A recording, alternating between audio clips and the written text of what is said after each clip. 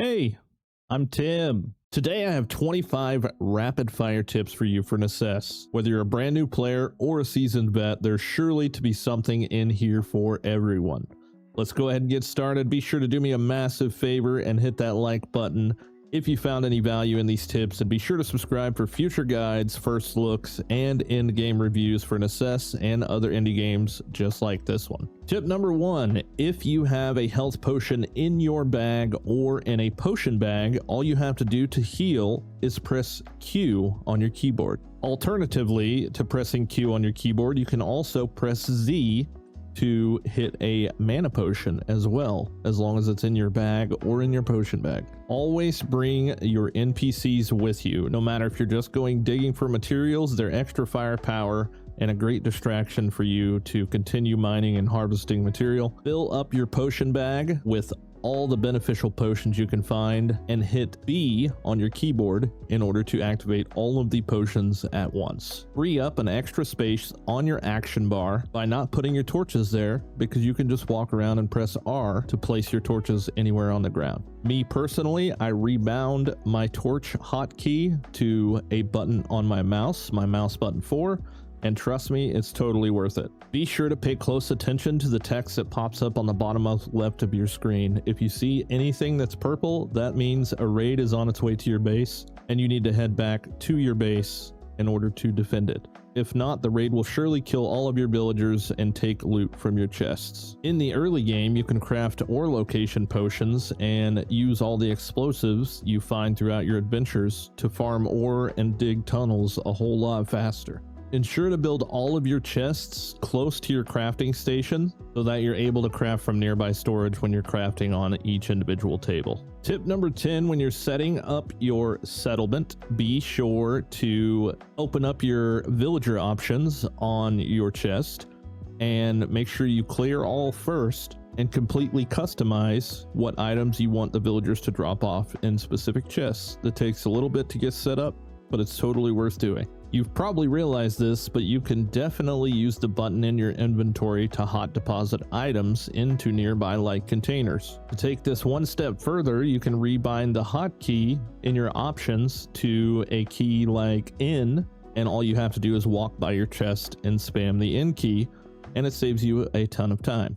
Every boss that you kill in the game up until the end game drops multiple different drops. You can see these drops by checking your adventure guide, but I highly suggest killing each boss multiple times if you so desire to get every different available loot drop from that boss. If you open your adventure guide, you would see that each different zone has a list of quests for you to complete in that specific area.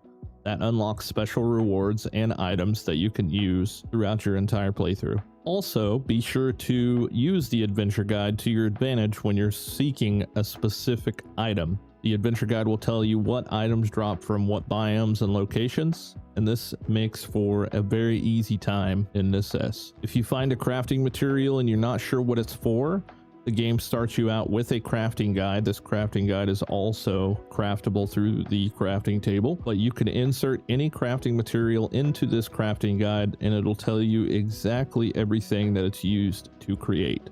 If you want to try to get that extra edge, a little bit more damage in combat, use the enchanter NPCs. If you happen to find one out in the world, add them to your settlement and you can have an enchanter at your fingertips whenever you have the gold to be able to afford it. Alternatively, you can hoard enchantment scrolls and they all work for different pieces of gear. Originally, I thought these were different tiers of enchantments until I read deeper into the text and realized that there are enchantments for equipment, armor, tools, melee weapons, ranged weapons, magic weapons, and even specifically summoning weapons. When renaming your chests, you can actually shift click any item to put the emoji picture into the name of that chest. Once you unlock the adventure guide quest, all of the available rewards are sellable by the elder in your first settlement.